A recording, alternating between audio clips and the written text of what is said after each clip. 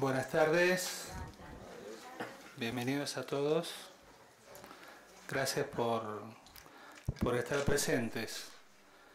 Todos saben el tema que nos convoca, pero en particular lo que no saben la satisfacción especial que nos provoca. Nosotros arrancamos esta actividad hace un par de años, justamente en septiembre de 2016, y la verdad que haber llegado a este producto es la síntesis de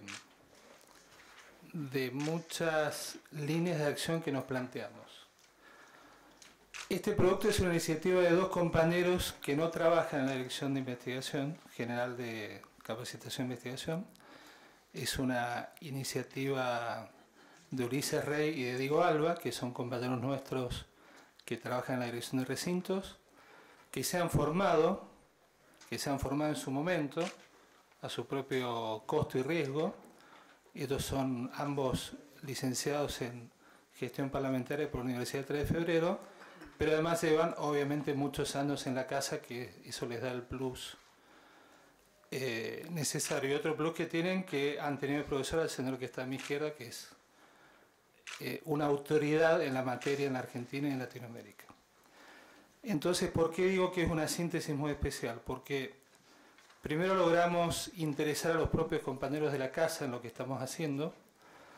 Nos estamos muniendo de las capacidades que ya están en la casa y estamos trabajando con la oportuna canalización que hace nuestra directora de Capacitación Técnico-Profesional de esas inquietudes. Entonces, esto está plasmando un círculo virtuoso, que es lo que siempre hemos tratado de hacer, con muy pocos recursos, con austeridad, sin la posibilidad de salir a contratar afuera lo que tenemos adentro. Entonces, a eso que se le suma la iniciativa y la buena voluntad de cada uno de los que se ha notado, porque esto lo hemos hablado más de una vez, y estamos en una organización que lamentablemente por ahora no está en condiciones de ofrecer incentivos concretos a quien se capacita. No tenemos la posibilidad de que cada uno de nuestros compañeros, si se capacita, tenga el horizonte de poder ir progresando en la carrera. Tampoco tenemos por ahora un fondo que nos permita ayudar a todos los compañeros que tengan iniciativas de capacitarse en ofertas fuera de la casa. Las razones son muchas, no son de ahora, son consecuencia de muchas situaciones, es un fenómeno multidimensional, les diría, pero es con lo que uno debe trabajar. Entonces, hay una especial satisfacción en este momento de parte mía, porque se empezaron a alinear los planetas.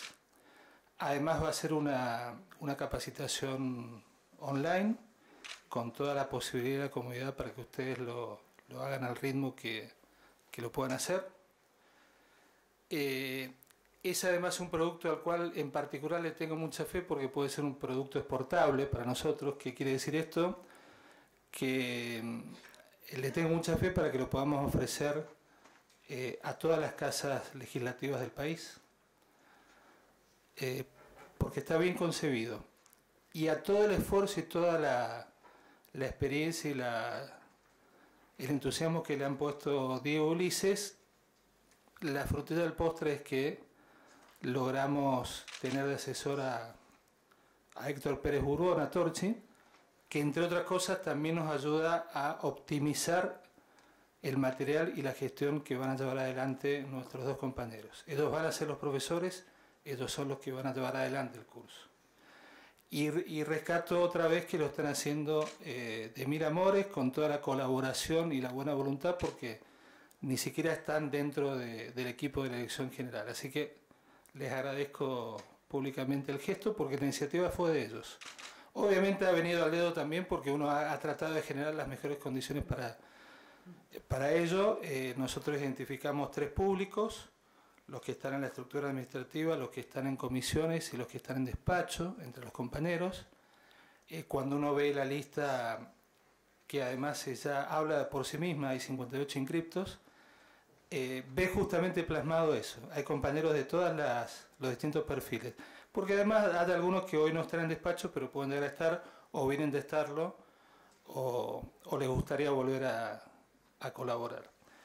Así que muy, muy gratificado en este momento. Además, como les decía, se cumplen 2 años. Y ahora Natalia les va a explicar todas las cuestiones que hacen al curso en sí, al operativo. Y Torchi, porque todo el mundo lo conoce como Torchi, al senador Héctor Pérez Borbón, solo le solicito que lo aprovechen mucho y avisarles que lo tenemos a mano, está trabajando con nosotros para distintos productos, distintas iniciativas que estamos tratando de implementar, porque él sí es una autoridad de la materia, es uno de los redactores y creadores de la única norma sobre trabajo legislativo que existe en el país. Seguramente ya se los va a contar bien, tal vez ustedes lo saben. Entonces, al círculo virtuoso hay que aprovecharlo y hay que alimentarlo, porque cada uno de ustedes estoy seguro que tiene sus inquietudes y su posibilidad de aportar al conjunto, ¿sí? En un marco de austeridad, en días muy difíciles para el país y para la sociedad, está muy bien que estemos encarando esto, porque la vida sigue y la responsabilidad de cada uno de nosotros para hacer una sociedad y un país mejor también tiene que ver con esta actitud. Así que de nuevo bienvenidos y muchas gracias, y los dejo con Natalia Stallano, que es nuestra directora de capacitación técnico profesional. Bueno, bienvenidos. Adhiero a las palabras de Fernando. Para nosotros es realmente un gran orgullo que nuestros compañeros Diego y Ulises puedan estar hoy como capacitadores. Y fue un trabajo grande porque también uno de los objetivos era plantear esta capacitación en formato virtual, en una modalidad virtual, porque sabemos que en los ritmos de trabajo, un curso presencial, a veces no podemos concurrir a todos los encuentros, y la virtualidad hace esto, que podamos seguir un curso en cualquier lugar en el que estemos, más por el trabajo legislativo que hacemos, que muchas veces nos tenemos que trasladar, no estamos en la oficina, estamos en las provincias, y eso es lo que nos permite la virtualidad. Entonces también fue un gran desafío, porque ellos tuvieron que adaptar los materiales y poder subirlos a la plataforma. Y como dice Fernando también, es un círculo virtuoso, porque el doctor Héctor Pérez Borbón dedicó tiempo para revisar también los materiales. Y la verdad que es un curso hermosísimo, es el primer curso que damos sobre esta temática, que también eso le da valor, va a ser nuestra primera edición del curso, y la verdad que en ese sentido estamos muy orgullosos, porque uno de los objetivos que me planteé desde la Dirección de Capacitación Técnico Profesional es que armemos un registro de prestadores, de capacitadores del Congreso, porque las temáticas las sabemos diariamente, a veces es en la experiencia que muchas veces aprendemos. Ustedes me conocerán seguramente por los cursos de redacción que doy, que hace, no sé, 15 años que los doy. Pero bueno, yo me formé como licenciada en letras y acá en la organización aprendí todo lo que es el trabajo administrativo, y lo aprendí acá adentro, lo que es redacción de memorandos, de notas administrativas, de notas protocolares, de actos administrativos.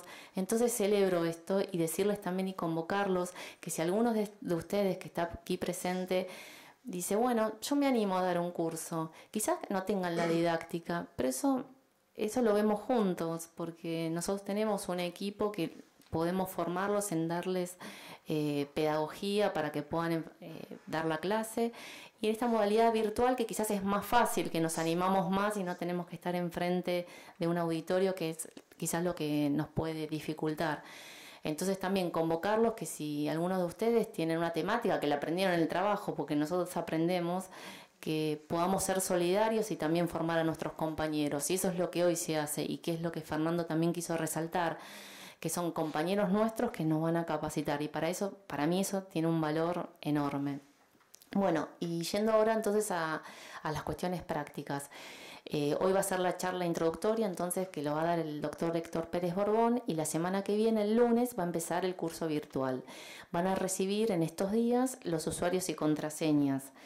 Si alguien no lo recibe, les pido por favor que llamen a la dirección. Pero todos en esta semana tendrían que recibir usuarios y contraseñas para poder acceder a la plataforma. La primera semana no va a ser de contenido, va a ser de familiarización, porque quizás muchos de ustedes nunca hicieron un curso virtual.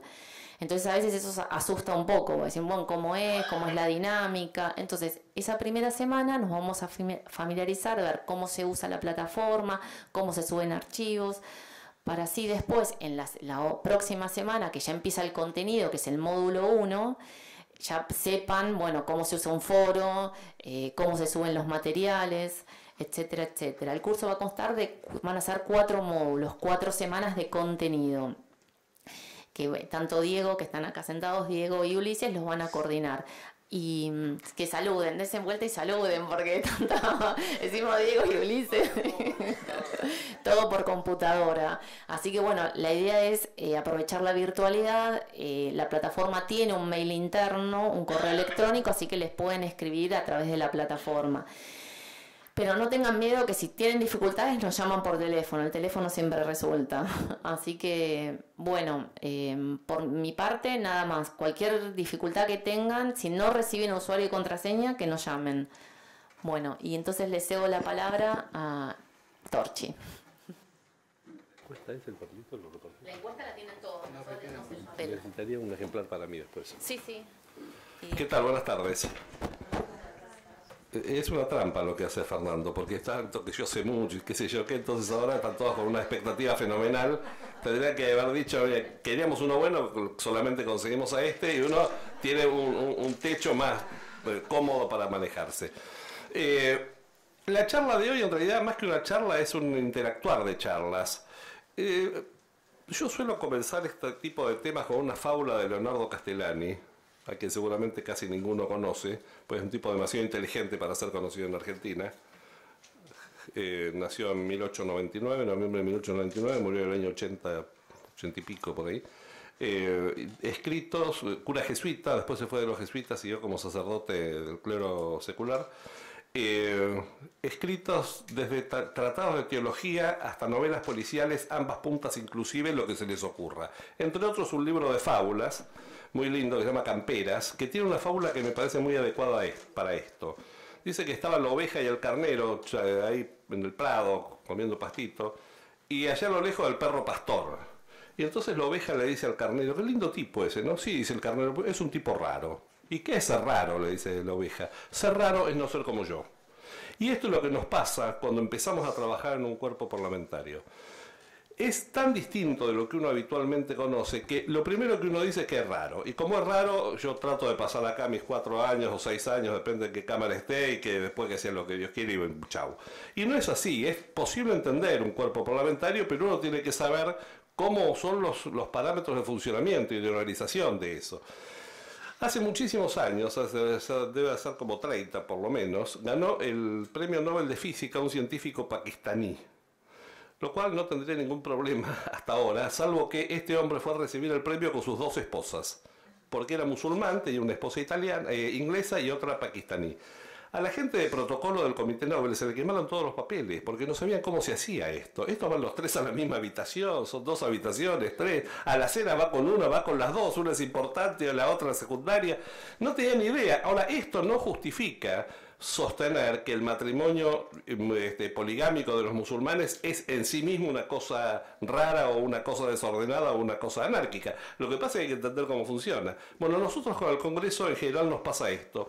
Agravado por una cuestión que en Argentina a mí me parece realmente muy perniciosa, que es que los medios están muy poco informados de cómo funciona y cómo debe funcionar el Congreso. Y entonces los opinadores de siempre terminan criticando las cosas que se hacen bien y denostando las cosas que se hacen, y alabando las cosas que se hacen mal. Y esto es un problema, porque terminamos dando vuelta a la cosa y te corremos todo atrás de lo que va a decir el periodismo, y así es como nos está yendo también. A ustedes les han entregado ahí una especie de encuesta. Yo lo que les voy a pedir es que nos tomemos 15 minutos y que leanlo cada uno. Esto no es para entregarlo ni nada, sino para que ustedes pongan sinceramente qué es lo que opinan en cada una de estas preguntas, y a partir de ahí iremos charlando un poco sobre cada uno de los temas. ¿Todos la tienen? Listo.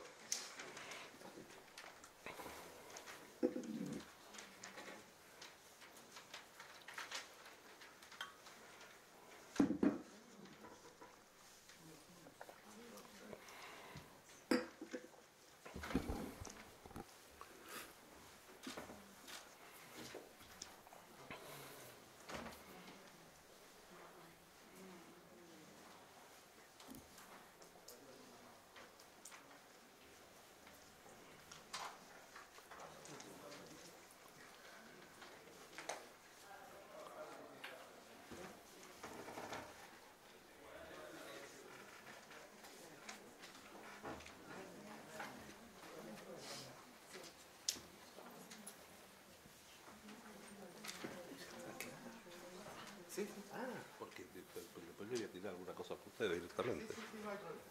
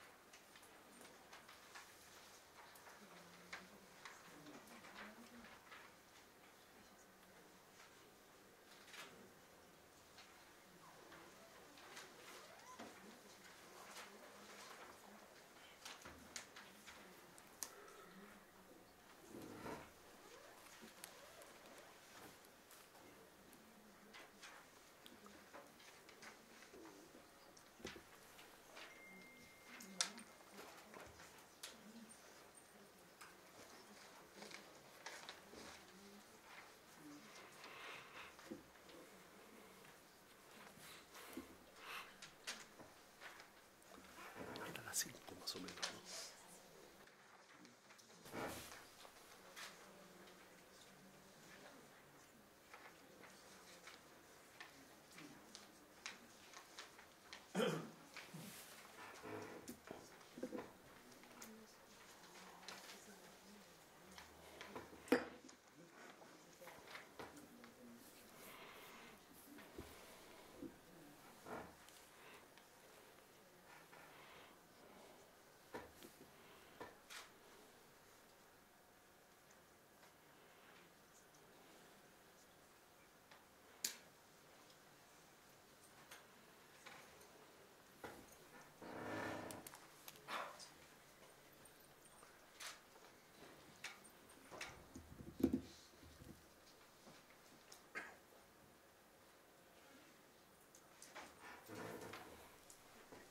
¿Más o menos terminaron?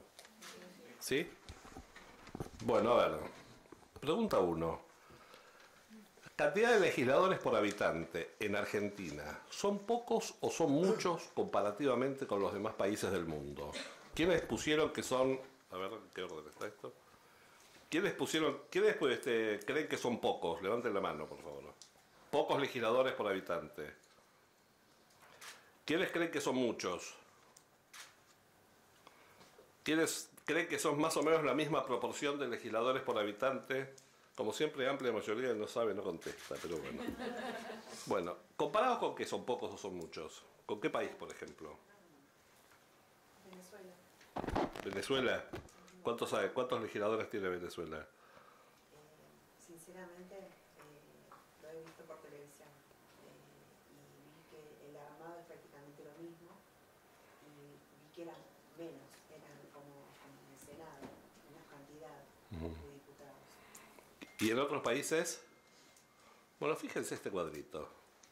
Ahí está. Argentina, los datos son viejos en cuanto a cantidades, porque lo hice hace como 15 años, no me acuerdo cuándo. Así que es probable que estén mal los números, pero no creo que estén mal las proporciones. Argentina a ese momento tenía más o menos un legislador cada 32.000 o 33.000 habitantes. más o menos un número semejante al de Tanzania. Perdón, un legislador cada 100.000 habitantes, 99.000. Más o menos como Tanzania, un poco menos que Colombia, y Estados Unidos muchísimo menos que nosotros. Estados Unidos tiene la quinta parte de legisladores por habitante de lo que tiene Argentina.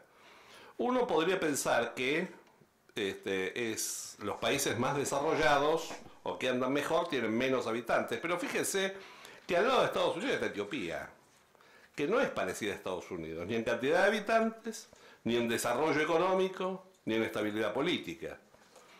Y es cierto que cerca de Argentina está Tanzania, pero también muy cerca de Argentina está Suiza. Y la verdad que si yo tengo que elegir entre parecerme a Suiza o a Etiopía, que nadie se ofenda, no quiero ser discriminatorio, pero preferiría parecerme a Suiza, me parece. Y si vamos para arriba, fíjense, por ejemplo, Inglaterra, contando solo la Cámara de los Comunes, cuando lo armé ya estaba de medio en disolución la Cámara de los Lores, tiene un 14% más de legisladores por habitantes que nosotros. Venezuela tiene un 29% más, insisto, números de hace bastante, puede ser que haya cambiado algo. Canadá tiene casi un 50% más de legisladores por habitante.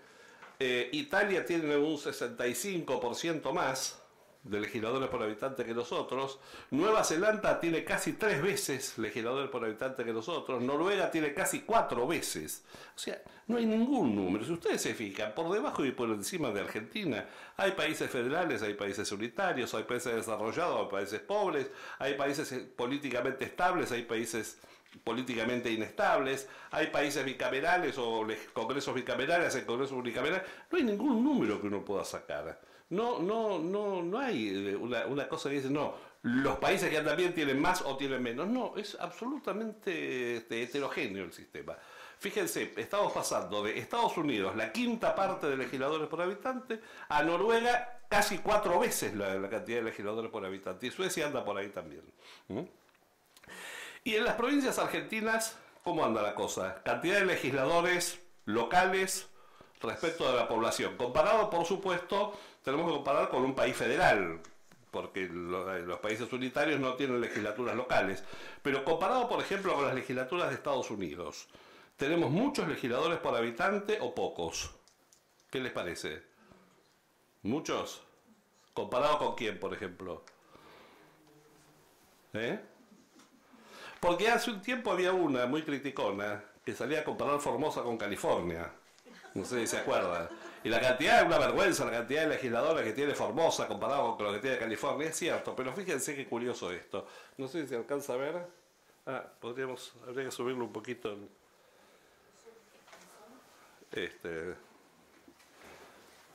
En rojo están las provincias argentinas, en azul los estados de Estados Unidos. Habría que checar un poco para atrás ponerlo, si no, a ver.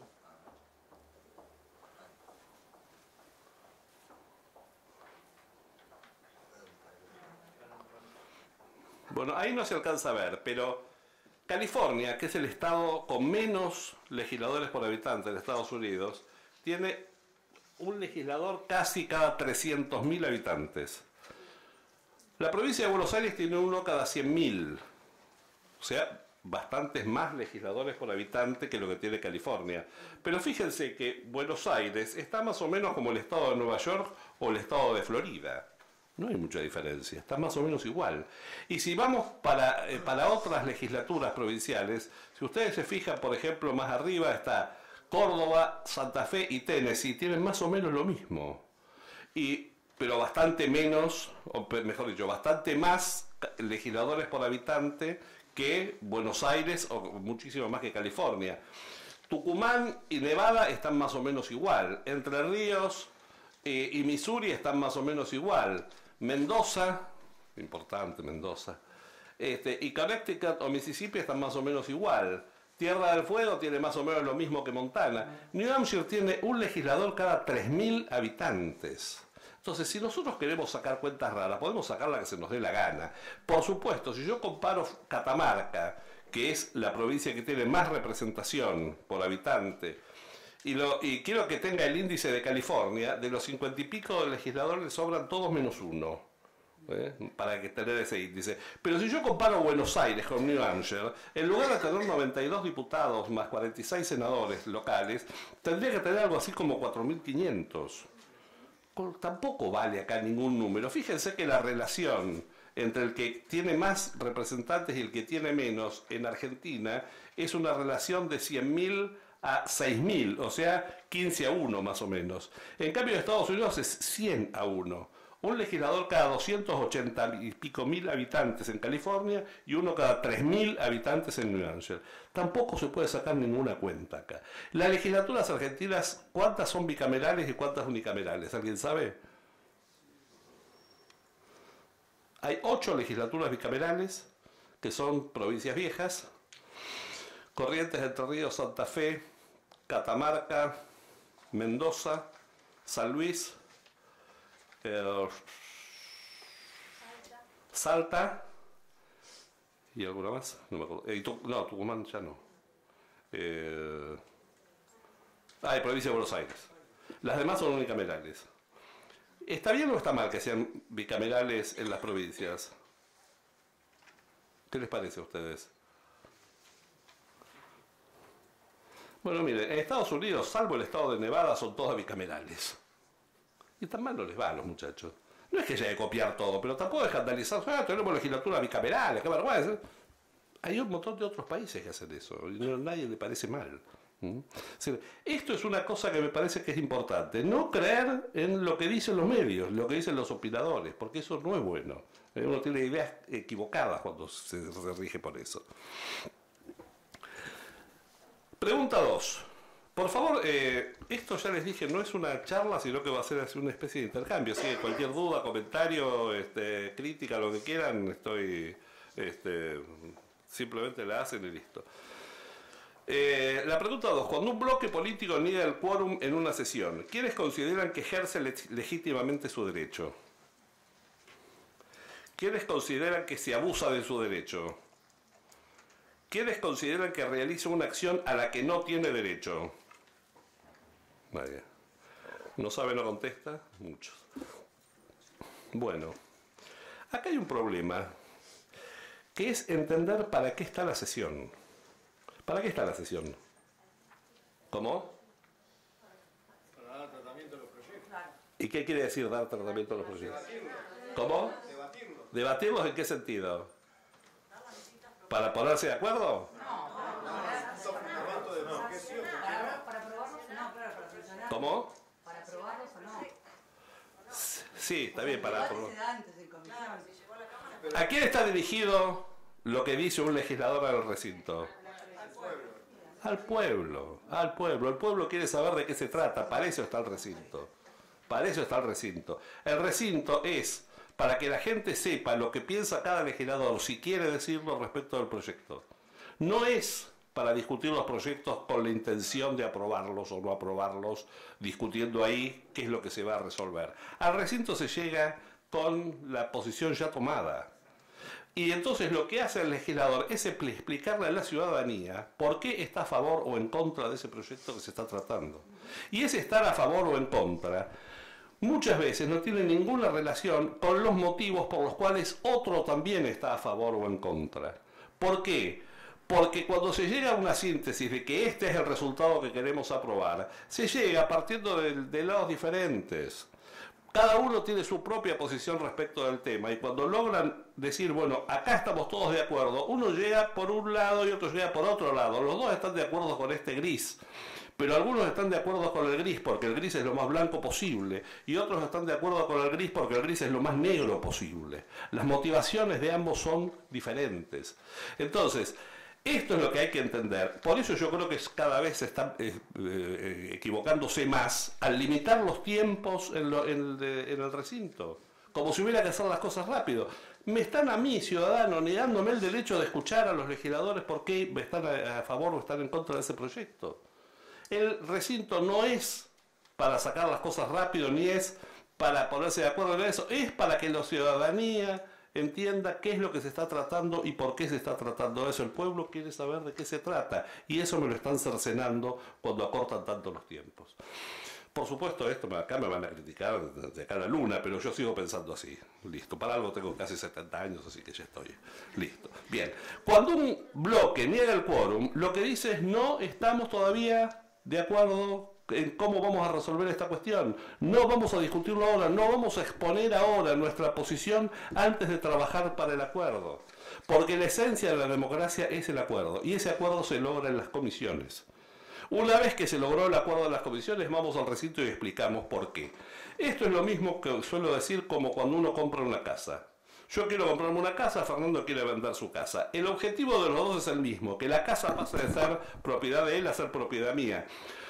Pero las motivaciones y los puntos de partida son opuestos. Él quiere cobrar lo más posible, yo quiero pagar lo menos posible. Él quiere llevarse hasta las manijas de las puertas y yo quiero que me deje las cortinas, las alfombras y la heladera llena de fiambre de primera calidad. Como partimos de puntos diferentes, vamos acercando posiciones hasta que decimos, bueno, está bien, acá llegamos. Esto me lo llevo, esto te lo dejo, te pago tanto, tal cosa, el cuartito del fondo déjamelo 2 meses porque tengo un montón de cosas que llevarme. Todo eso, una vez que tenemos todas esas condiciones acordadas, llamamos al escribano. No es delante del escribano que vamos a ponernos de acuerdo en las condiciones de la compraventa. Al escribano lo llamamos cuando ya está liquidada la cuestión. Esto es el recinto. El recinto es el escribano que, digamos, plasma en un acto formal de aprobación de un texto legal todos esos acuerdos que vinieron de antes.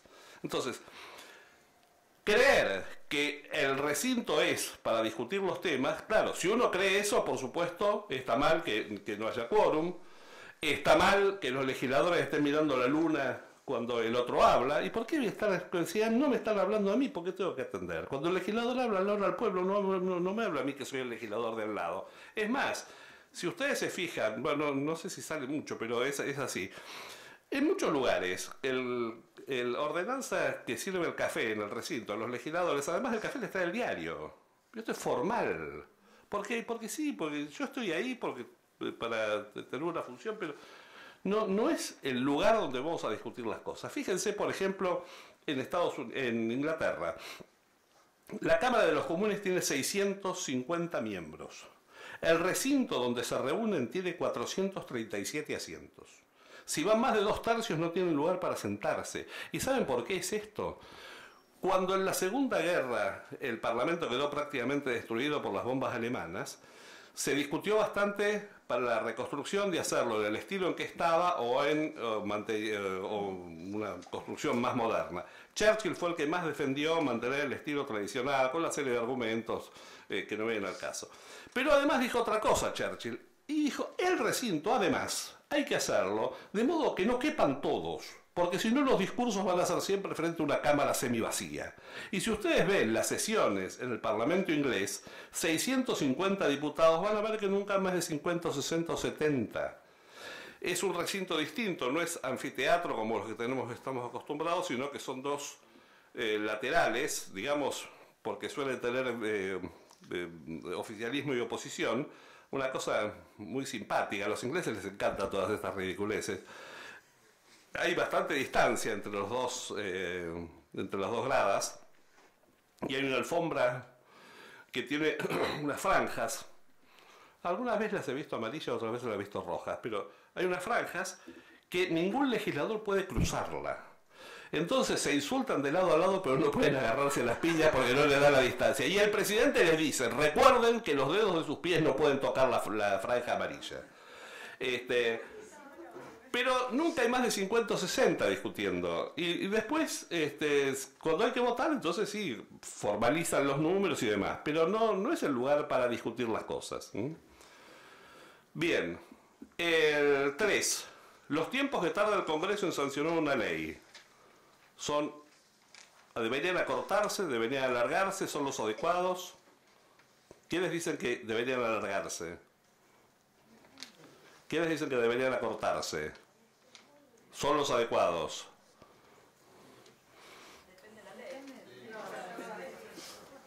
¿Se acuerdan de lo que dijimos recién? ¿Cómo trabajan los cuerpos legislativos? ¿Cuál es la base de la decisión que toma un cuerpo legislativo? ¿En qué se basa? En el acuerdo. ¿Y cuánto tarda la gente en ponerse de acuerdo?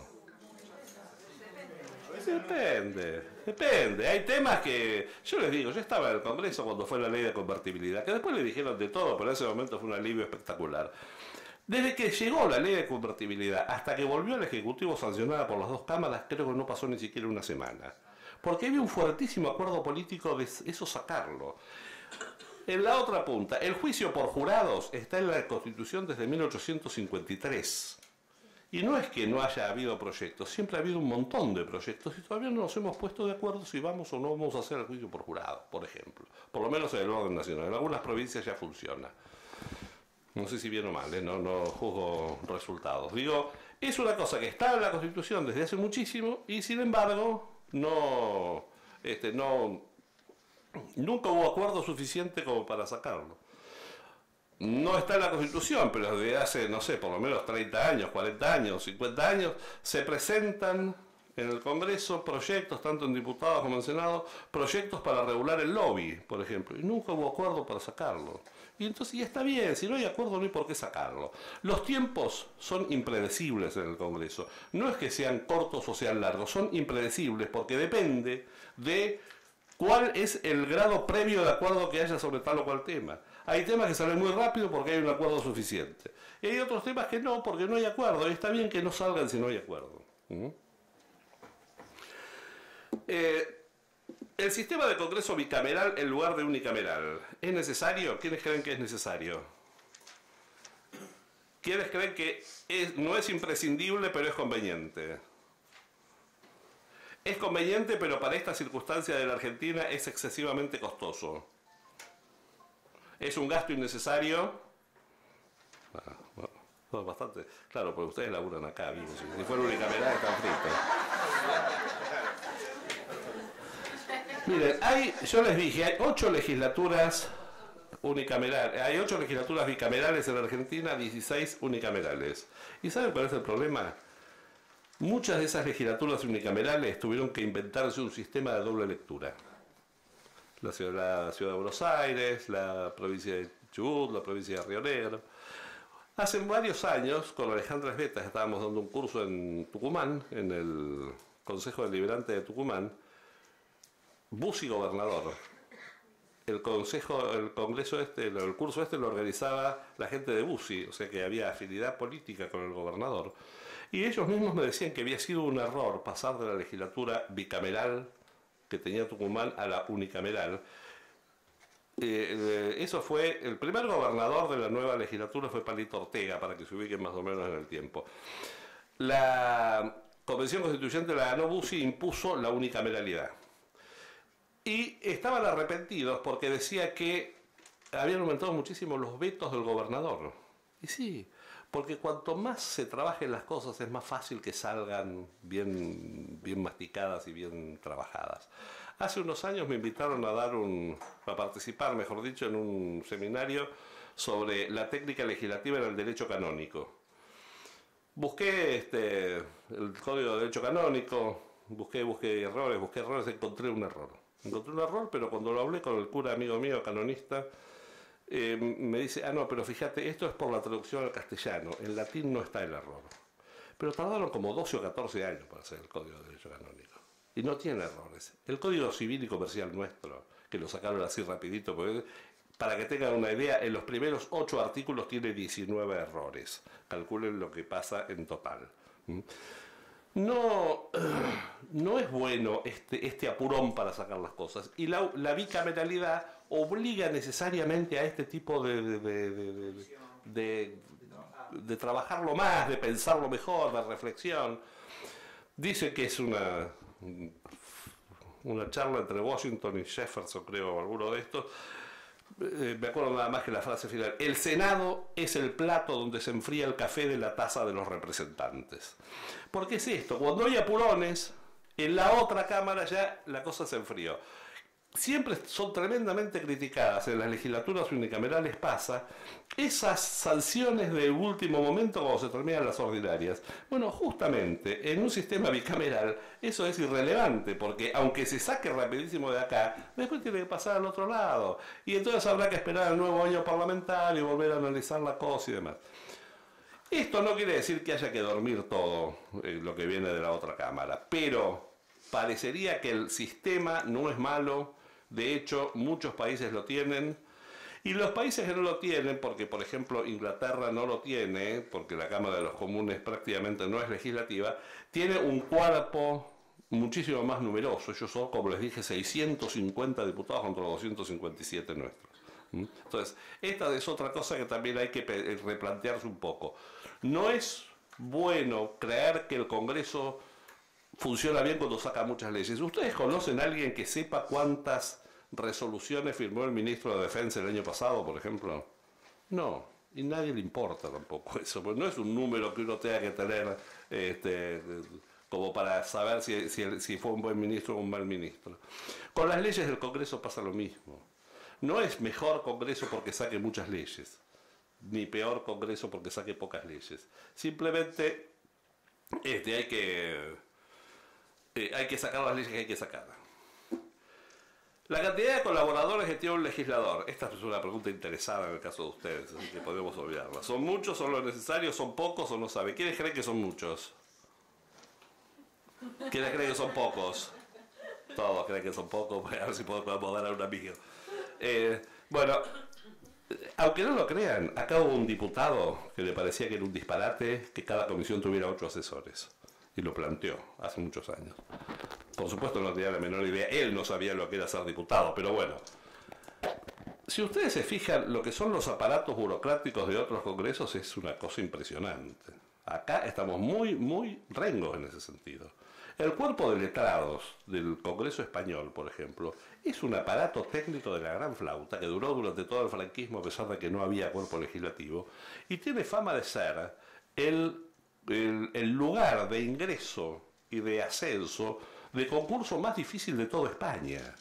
Cualquier abogado ya recibido tiene que estudiar un par de años para poder aprobar el ingreso a ese cuerpo de letrados. Y este aparato burocrático lo tiene España, pero también una cosa semejante que con otras características tiene Estados Unidos. De la biblioteca del Congreso de Estados Unidos depende el Congressional Research Service, que es un cuerpo de 800 y pico de empleados, de los cuales 650 más o menos son profesionales. Es un cuerpo técnico de altísimo nivel y además de una gran estabilidad política. Si el director de ese cuerpo técnico no lo cambian cuando cambian las autoridades de la casa. Duran esas cosas que hacen los yanquis, que duran 30 años, 25 años, 40 años, qué sé yo. Sí, todo lo que es el asesoramiento técnico es hoy cada vez más importante en un cuerpo legislativo. Alguna vez hace muchos años, en un curso que habíamos armado desde la Cámara de Diputados, el entonces diputado Roberto Ulloa definió al legislador como un técnico en ideas generales. Y me parece muy acertado el término. Es un técnico en ideas generales, pero necesita de técnicos en ideas particulares que le llenen el resto de lo que falta. Él va a tener que decidir sobre montones de cosas, de las cuales de algunas sabrá, pero es imposible que sepa de todas.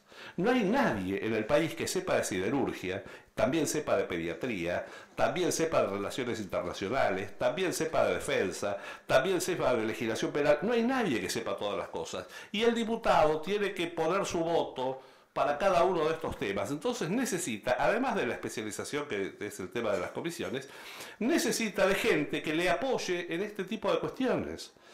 Entonces, no hay que asustarse del aparato burocrático que tienen los congresos. Por supuesto, esto no quiere decir que hay que llenar con gente por las dudas. Digamos, en el Congreso hay 2 o 3 lugares que son conocidos por su especialización. Uno es la Dirección de Información Parlamentaria, que es de hace prácticamente un siglo, creo que se empezó a funcionar más o menos en 1915, por ahí. Y los taquígrafos, tanto el cuerpo de taquígrafos de diputados como de Senado, son cuerpos muy especializados y en donde se ingresa y se asciende por concurso. Fíjense que la Dirección de Información Parlamentaria, que es de la Cámara de Diputados, pero abastece a las 2 cámaras, está en el reglamento de la Cámara de Diputados. En el reglamento dice que es un concurso, que además tiene que saber, además del castellano, 2 idiomas y demás. Entonces, esto sí me parece, y por eso me parece muy importante esto que está haciendo ahora Capacitación. Hay que profesionalizar los cuerpos técnicos de la Cámara. Hay que profesionalizarlos, si no, no puede funcionar. Con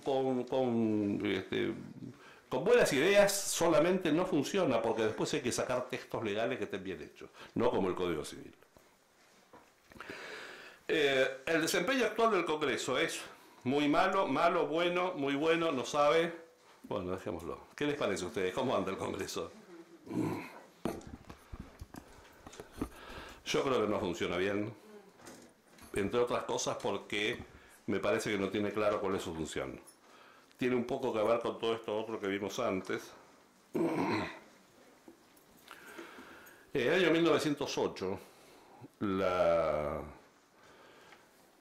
las sesiones extraordinarias, el presidente era Figueroa Alcorta, las sesiones extraordinarias el presidente retiró todo el temario y dejó al Congreso sin tema para tratar, y además los cercó con policías y bomberos y no dejó entrar a nadie. Un edificio que se acababa de inaugurar, creo que el Congreso se inauguró en 1905, este era 1908, algo así. Cuando se retomaron las ordinarias el 1 de mayo, alguien dijo que el Congreso estaba bien cerrado porque estaba haciendo política. Y Alejandro Carbó, un diputado de Entre Ríos, que fue después el compañero de fórmula de Lisandro de la Torre en el 16, oponiéndose a la candidatura de Irigoyen, Alejandro Carbó dijo una cosa que me parece central. Las cámaras no son simples mecanismos de hacer leyes y tienen por sobre todas sus funciones la función política. Y esto es lo que hay que entender del Congreso. El Congreso está para hacer política y conducir los destinos de la nación en tándem con el Poder Ejecutivo, cada uno haciendo las cosas que tiene que hacer, pero esto es lo que tiene que hacer el Congreso. Entonces, el Congreso tiene que sacar una ley cuando corresponde sacar una ley, pero no es mejor sacar leyes por las dudas.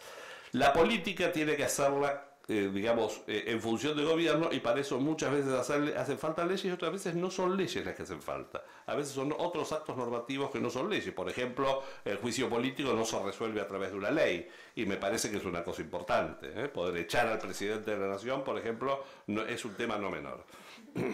Ahora, me parece que por todas estas distorsiones que estamos viendo, el Congreso hoy está funcionando mal. En primer lugar, por este apurón de tener que sacar leyes, porque sí, después, claro, pasa como pasó con el famoso asunto de Bloomberg, no sé si se acuerdan, una presión muy fuerte y terminaron sacando una ley que después nadie sabía cómo hacer para deshacer la madeja esa. Bueno, sigamos.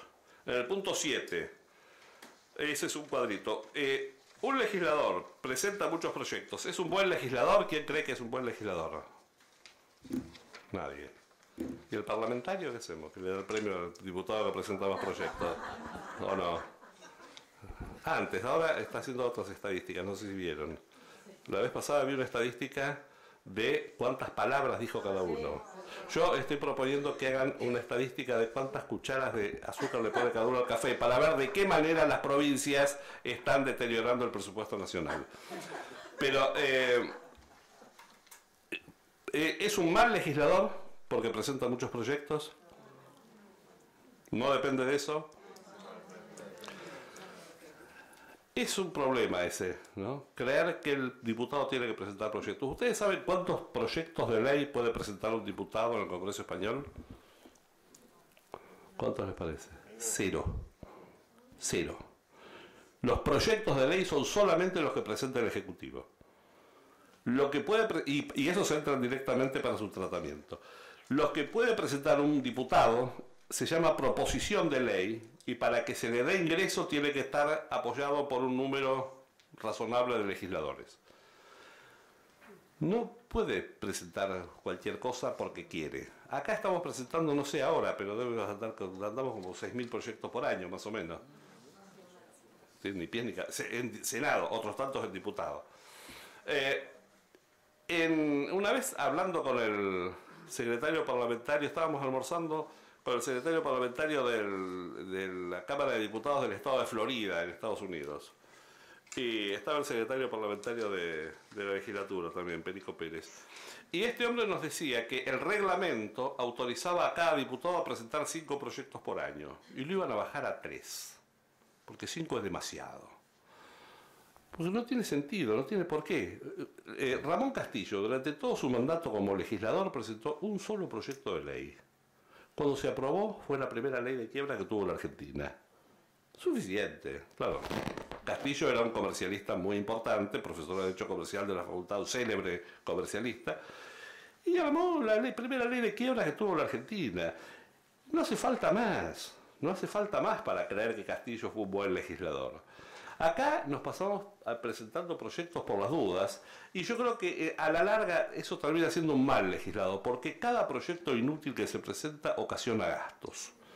Hay papeles que imprimir, hay gente que tiene que darlos, hay una mesa de entrada que tiene que caraturar el expediente, tiene que hacer el cartoncito. Hay un montón de gastos para un proyecto que va a terminar en la basura porque no sirve para nada, la mayoría de las veces. De los 6.000 proyectos que se presentan, yo no creo que haya más de un 5% o un 8% que valga la pena para algo. Más del 90% seguro que no pasaría nada si nunca se hubieran presentado.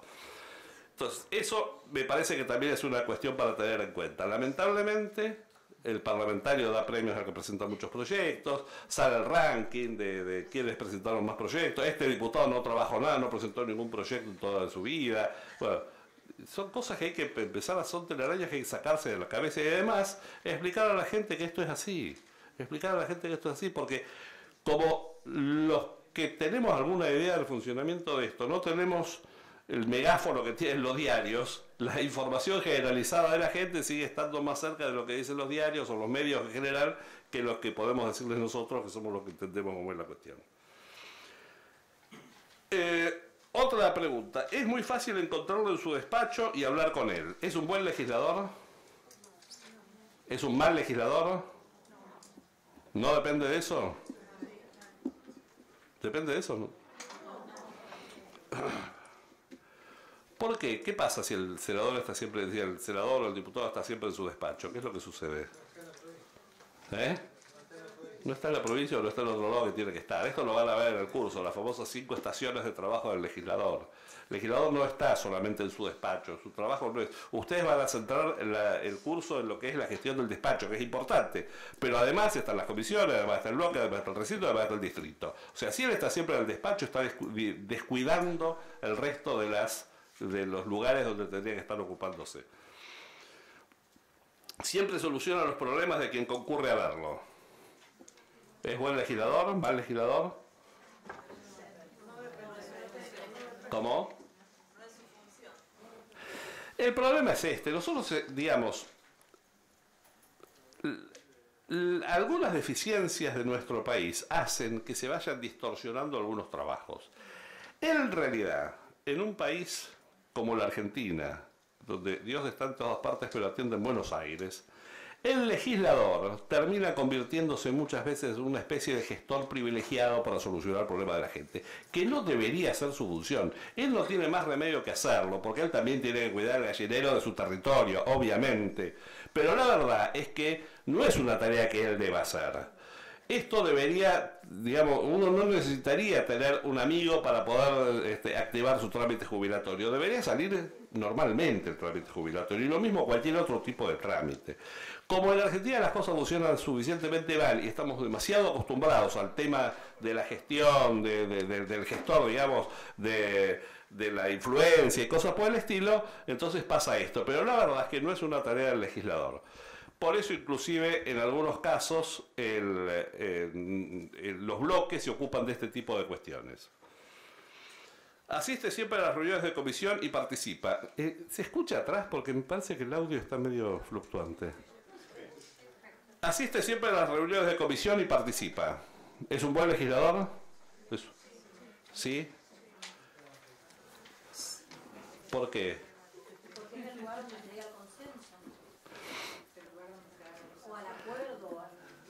Las comisiones son la usina productiva de la organización. El estamento de comisiones es la usina productiva de la organización. Te estoy sacando un poco de letra del curso, pero no tengo más remedio. Ahí es el lugar donde se resuelven los problemas, porque si ustedes se fijan, la comisión tiene una serie de ventajas comparativas muy importantes respecto de lo que es la discusión en otro lado. En primer lugar, un número más reducido. Es decir, no es lo mismo discutir entre 72 senadores que una comisión de 10 miembros, 12 miembros, 15 miembros. Esto se está distorsionando bastante porque cada vez más en el Senado pasa y en diputados pasa mucho más. Los asuntos se giran a muchas comisiones y termina siendo una reunión de comisión donde hay 140 personas en diputados, lo cual es prácticamente lo mismo que tratarlo en el recinto. Esta ventaja de la comisión desaparece. Otra cuestión comparativamente favorable a las comisiones es que en las comisiones están la gente que tiene que ver con el tema, por su profesión, por la provincia a la que pertenece. Ustedes imagínense, por ejemplo, la realidad, sobre todo en un país como la Argentina, las realidades provinciales son muy distintas. Yo no conozco ningún diputado ni ningún senador de Santiago del Estero que le interese la comisión de pesca, por ejemplo, o de intereses marítimos. Seguro que no. Y sí le interesa a todos los diputados de la Patagonia, los senadores de la Patagonia, por ejemplo.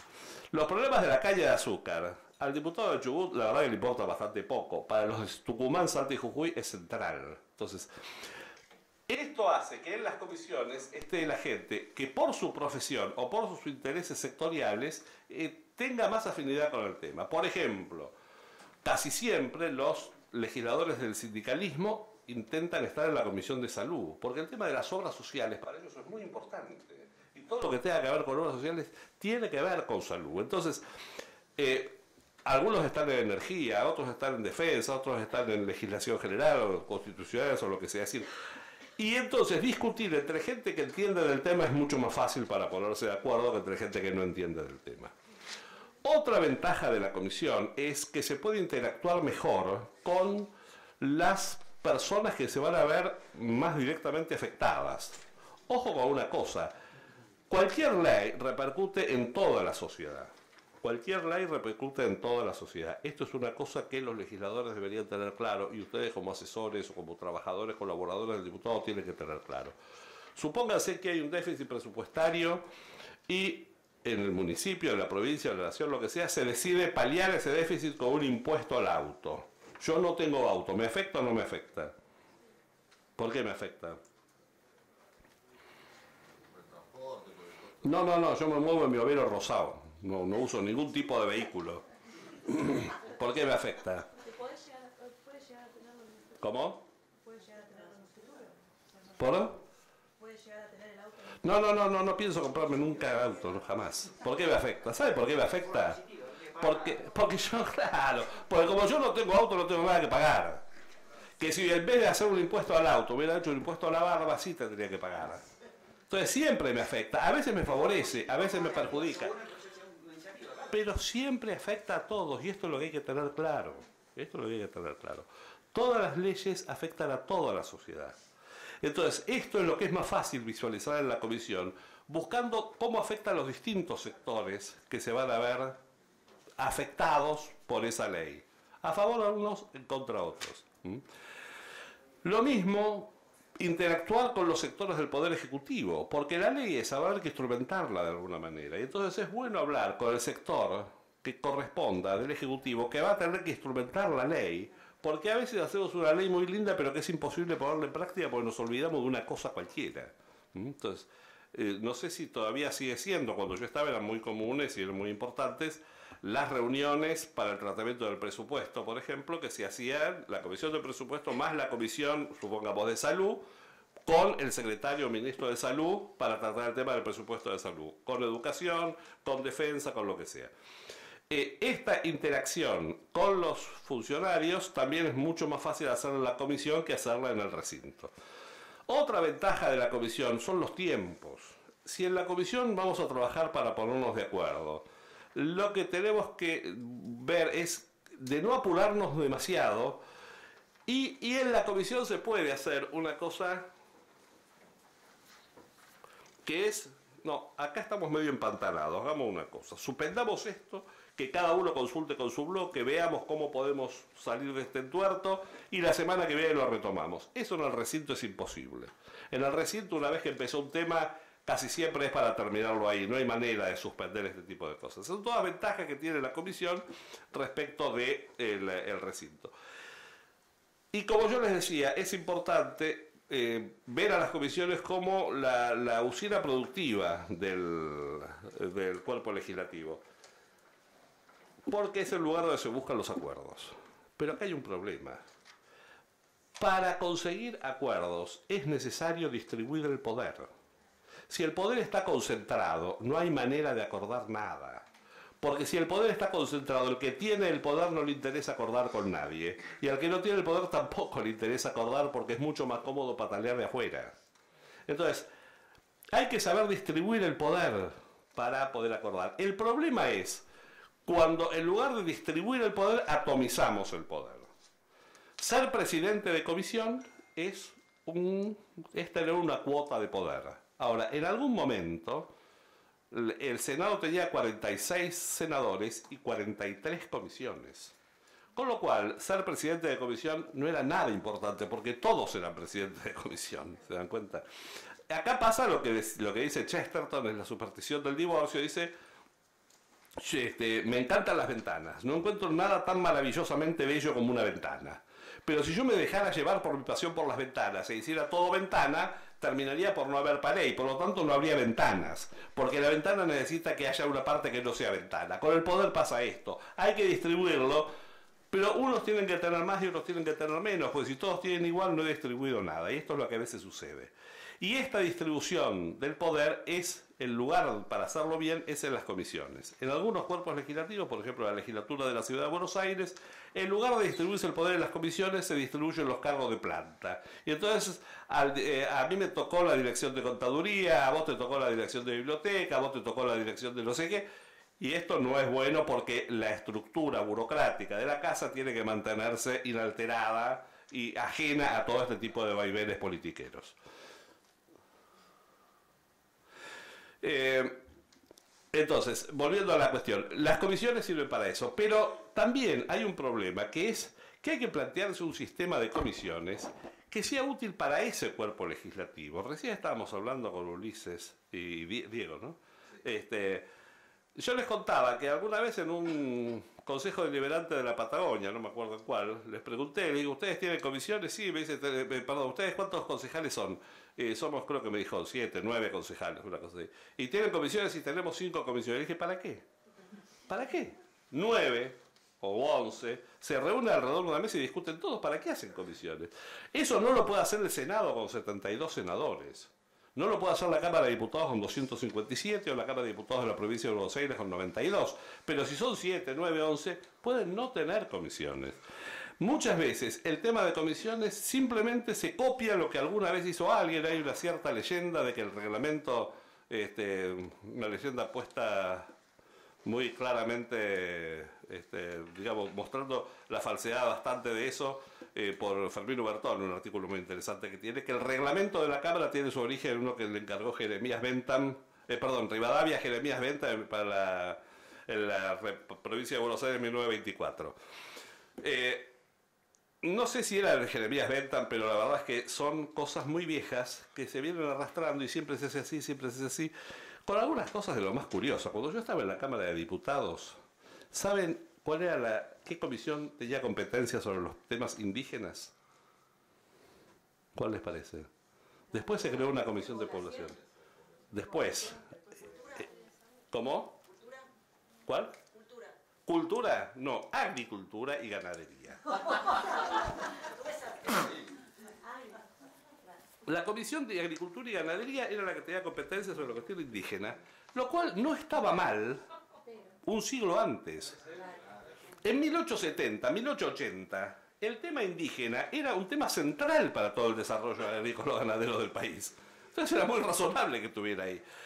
En 1980 ya no podía estar ahí, sin embargo seguía estando ahí. A veces pasa esto, van dejando y entonces termina por ser un sistema que no sirve. Cuando la legislatura de la Ciudad de Buenos Aires comenzó su tarea en 1997, hizo un reglamento donde tomó un esquema de comisiones de una legislatura en régimen. Entonces, comisión de constitucionales, legislación general, esto, lo otro, qué sé yo qué. ¿Qué pasó? Todo el primer año, los primeros 2 años de la legislatura, tuvo que armar la ciudad.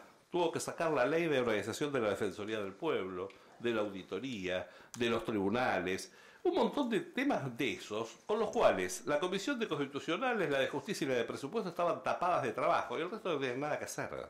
Nada que hacer. Pues no había, hacían cosas así, sacaban declaraciones y qué sé yo qué, para que tengan una idea. Una vez llega al recinto un despacho de comisión de declarar visitante ilustre a una persona. Y un diputado dijo, mire, por favor que me expliquen quién es esta persona, porque del informe de la comisión no surge claramente quién es. Entonces el presidente, con muy buen tino, le dio la palabra al presidente de la Comisión de Cultura, que era la que había sacado ese despacho, y que dijo, señor presidente, en todo caso que vuelva a la comisión, porque yo tampoco sé quién es. Entonces, bueno, estábamos ahí.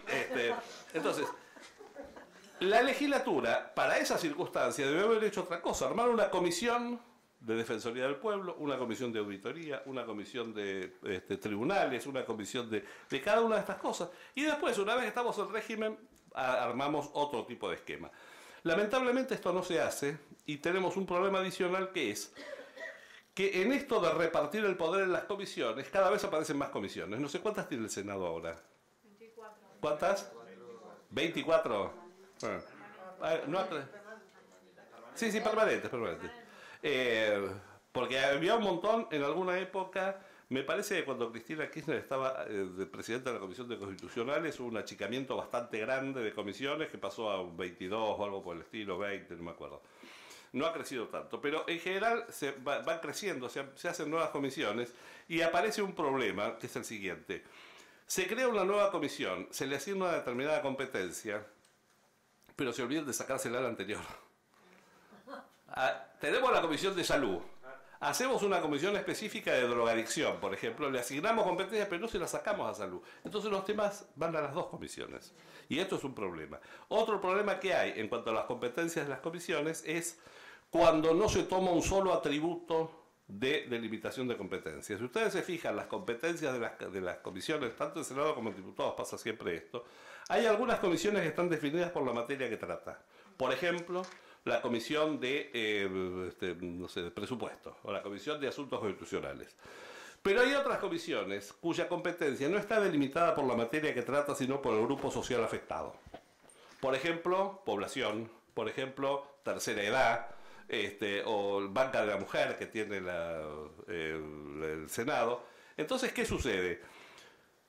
Como tenemos más de un eje de delimitación de competencias, muchos temas caen en dos comisiones, una por la materia y otra por las personas afectadas. Si yo estoy haciendo una ley para una exención impositiva de los mayores de 80 años, cae en la comisión de presupuesto y también cae en la comisión de tercera edad, por ejemplo, si es que hay. Creo que hay una de tercera edad del Senado, ¿no? Son todas son diputados, no me acuerdo. Entonces, esto es otro problema. Este problema en la distribución de las comisiones es una complicación para que la cosa funcione bien. Termina pasando, como dijimos hace un rato, en diputados, que esto se ha hecho de un modo tal que cada tema va a varias comisiones y entonces las reuniones de comisión se transforman en multitudinarias reuniones que prácticamente darían lo mismo que hacerlo en el recinto. Hubo bastante batuque cuando vino el tema de la ley de aborto sancionada por diputados, que se le cuestionó mucho a Gabriela Michetti, que le había mandado a 4 comisiones, el giro a 4 comisiones. Si ustedes se fijan, el reglamento, las comisiones competentes eran 8. Si uno ve la competencia de cada una de las comisiones, había 8 comisiones competentes en este tema. Claro, es imposible mandarlo a 8 comisiones, no se puede. Bastante que lo achicó hasta 4, después terminó achicándolo a 3. Pero eso es un problema. Bien. Asiste siempre a las sesiones y participa en el debate. ¿Es un buen legislador, un mal legislador? Bueno, perdón, para redondear el puntito anterior. Obviamente, sí, el diputado tiene que ir a la comisión. Es bueno que participe de la comisión, pero para eso es bueno que además sepa de qué se va a tratar, que esto también es otro problema. Muchas veces llega a la comisión, se entera de ahí de qué trata el proyecto y esto no es bueno. Para eso es importante el despacho del legislador, para que alguien le vea los proyectos que van a tratarse en la comisión, los analice un poco y le va a dar la justa y decir, mira, acá pasa esto, tal cosa, etcétera, etcétera. Esto está en el tema de ustedes, obviamente. Bien, asiste siempre a las sesiones y participa en el debate. ¿Es un buen legislador? ¿Tiene que participar en el debate?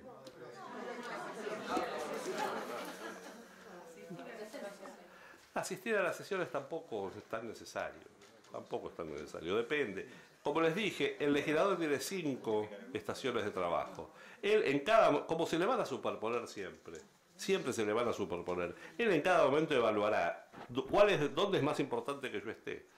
en un acto partidario o en la sesión. A lo mejor en la sesión no pasa nada, todo asegurado, vamos tranquilo, todo, me voy al acto partidario, o no, o no. Es decir, muchas veces sucede eso, alguna cuestión que con el distrito.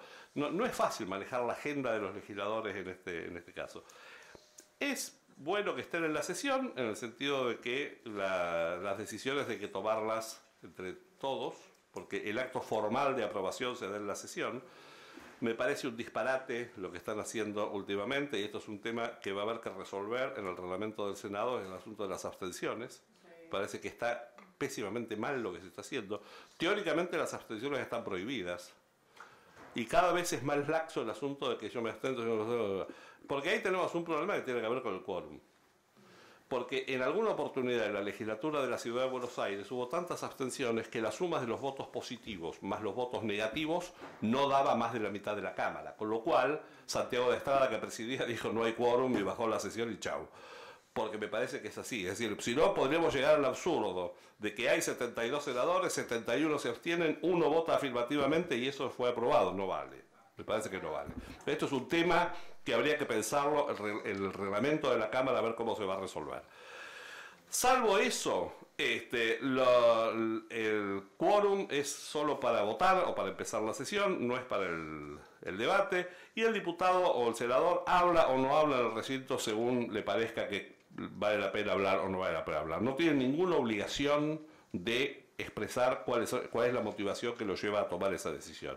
Esto es muy importante porque esto no se da ni en el Poder Judicial ni en el Poder Ejecutivo. Es decir, en el Poder Judicial el juez tiene que dejar constancia por escrito de por qué llega a ese resultado. Y los actos administrativos del Poder Ejecutivo deben constar en los considerandos cuál es la motivación y cuál es la finalidad de esa decisión que se está tomando. Los cuerpos legislativos trabajan de otra manera porque las decisiones se toman entre muchos, y hay otra cuestión que es muy importante, que las decisiones, todo el trámite parlamentario es público. Fíjense que de las demandas judiciales no hay acceso a cualquiera. No es algo que se publique en Internet, por ejemplo. Los proyectos de resolución o de decreto que circulan por el Ejecutivo no están en Internet cuando alguien lo propone. En cambio, todo el trámite parlamentario desde el origen es público. El diputado presenta un proyecto y eso ya es público. Es más, tan público que ni siquiera es de él y él no lo puede reiterar si no le dan permiso a la Cámara. Y eso ya se conoce, y las reuniones de comisión son públicas, y las sesiones son públicas. Entonces, todo esto hace que toda la motivación, que además, como dijimos, parte de puntos diferentes y por lo tanto no es una motivación uniforme, ya se ha publicitado suficientemente como para que no sea necesario dejarla por escrito. Y el legislador, si quiere, la expresa en el recinto, y si no quiere, no la expresa, no tiene obligación de hacerlo. Último punto, vota de acuerdo con su criterio y no con el del bloque. ¿Está bien o está mal? ¿Quiénes dicen que está bien que vote con su criterio y no con el del bloque? ¿Quiénes creen que tiene que votar con el bloque?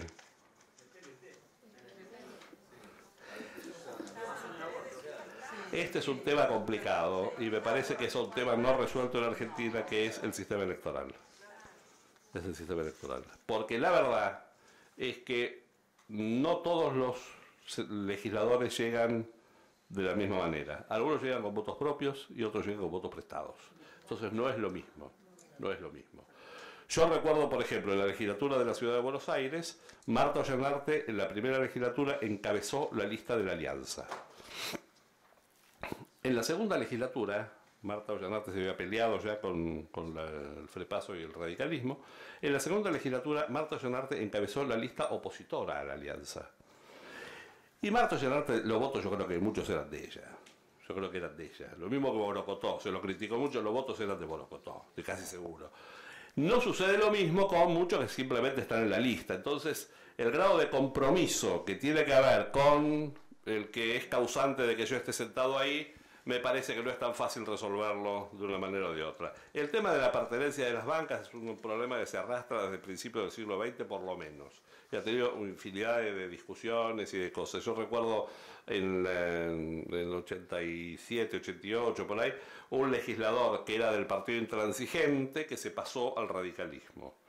Y siguió con su banca de legislador, Oscar Allende estaba diciendo de todo por todos lados. Pero siguió. No es un tema fácil de resolver. Y esto me parece que tiene que ver con de qué manera vota él. Una cosa es que yo vote de acuerdo con mi criterio, porque yo soy el tipo al cual ha votado la gente, y otra cosa que me haga el loquito, yo estoy acá porque estaba en el número 14 en una lista y hago lo que se me da la gana. Esto me parece que no es lo mismo. Es un tema muy, muy complicado que creo que habría que reestudiar en serio todo el sistema electoral y ver cómo nos movemos en ese asunto. Bien.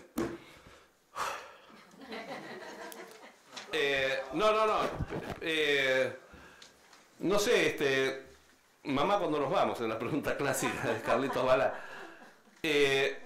Comentarios, opiniones, otro tema de discusión que quieran poner. A mí me pareció que esto era bastante importante porque suelen ser cosas que se saben mal. Era por lo menos charlar un poco y ver cómo debería saberse bien.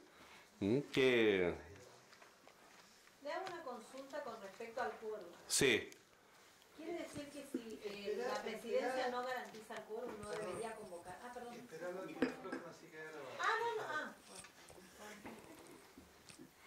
No, con respecto al quórum, entonces, cuando la presidencia no tiene garantizado el quórum, no debería convocar a sesión. Me quedó ahí como la duda. ¿Quién es la máxima autoridad de la Cámara? La presidenta del... No. La vicepresidenta. La máxima autoridad de la Cámara es la Cámara. Ah, El presidente es alguien que está ahí para poner los papeles en orden, pero no es el que tiene facultades para hacer esto, para hacer lo otro. Ojo. Es decir, esto es el problema. A veces se le achaca a la presidencia cosas que no responden. El presidente cumple órdenes de la Cámara. Hay una anécdota muy interesante. Estas cosas de los ingleses que son fantásticas. El recinto de la Cámara de los Comunes en Inglaterra, toda esa zona, el rey tiene prohibido entrar. ¿Sabían eso? El rey de Inglaterra ahí no puede entrar. Y esto viene del año, no sé, 1600, qué sé yo qué, que el rey entró con sus caballeros para meter preso a 4 o 5 diputados que se habían escapado y le quiso presionar al presidente de la Cámara, el speaker, para que le dijeran dónde estaba. Y el tipo le dijo: yo solamente puedo decir lo que la Cámara me permite decir. Era el presidente, pero él puede decir solamente eso. A veces hay una equivocación con las facultades del presidente. El presidente es un tipo que tiene que moderar, que tiene que, digamos, tratar de que la cosa no se desbande, que tiene que hacer cumplir el reglamento, y que es un factor importante, pero no es el que dice yo convoco o no convoco porque quiero. No es así. ¿Se entiende? Entonces, por otro lado, si va a haber o no va a haber quórum, en realidad se sabe al momento de los churrascos, digamos. Antes puede ser que sí, puede uno olfatear que sí o puede olfatear que no, pero la verdad se da en ese momento. Con lo cual, me parece que no sería una facultad del presidente no convocar porque, sobre todo si estamos hablando de un calendario de tablas. Yo no sé cómo está funcionando el Senado ahora. Casi todas son sesiones especiales, como estaba haciendo en diputados, o las sesiones de tablas se cumplen. Claro. Las sesiones de tablas tiene que convocar porque está previsto, la Cámara decidió así. Y si le pide la sesión especial y está dentro de lo reglamentario, tiene que convocar. Si después hay o no hay, no es una responsabilidad de él. Sí. ¿Algo más? Nada más. Se ve que no entendieron nada. Buenas tardes. Pérez Burgos.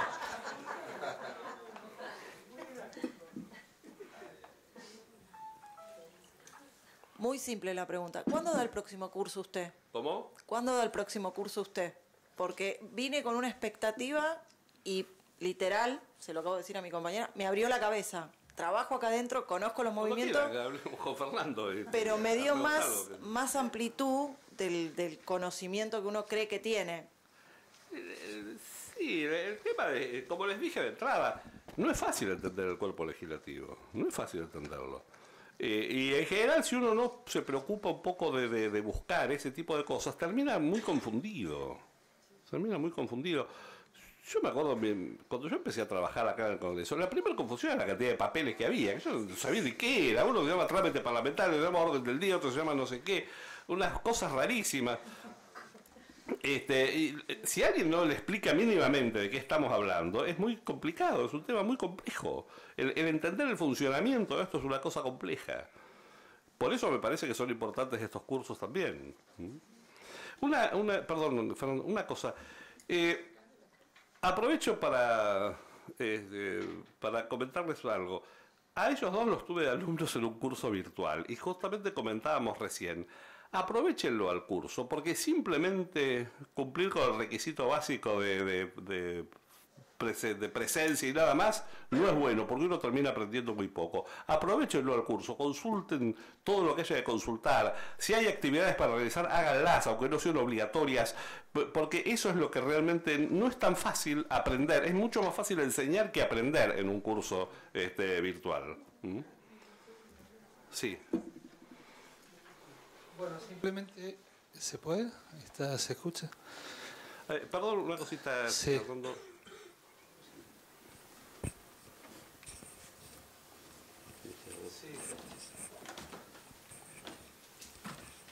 Ahí les dejo mi mail. Tenía otro cuadrito, pero con datos que no vale la pena. Ahí les dejo mi mail. Estoy a disposición de ustedes. Ustedes pueden preguntar lo que quieran, que yo contesto lo que puedo. Para la inquietud que planteó la compañera, que en realidad me parece que es un sentir general.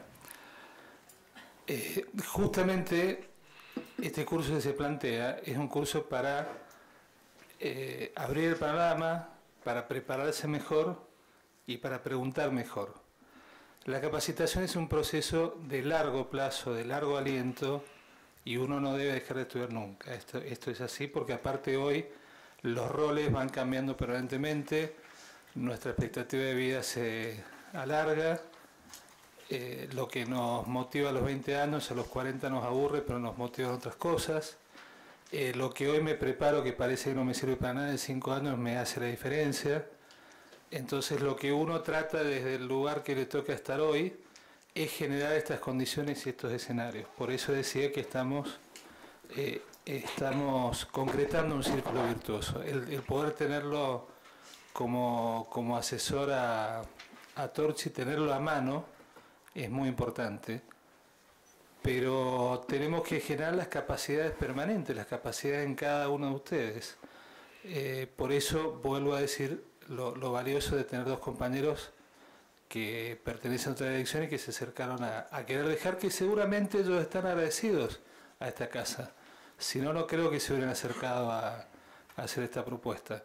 Y esto también tiene que ver con el sentido de pertenencia. Siempre las cosas, los medios vasos se pueden ver de la parte vacía o la parte llena. Y la capacitación nunca se puede medir con la coyuntura. A mí no me importa qué valor está el dólar hoy, ni cuándo va a estar mañana. Mi tarea es generar todos los escenarios, pero que cada uno sea un poquitito mejor que el día anterior y que tenga más herramientas. Así que seguramente lo tenemos a torcha en mano y vamos a ir generando distintas opciones. También hubo toda una línea de trabajo de talleres parlamentarios que empezamos con el secretario parlamentario el año pasado, que generamos 3 reuniones. ¿Se acuerdan que la primera vino Eduardo Menem y Gil Lavedra?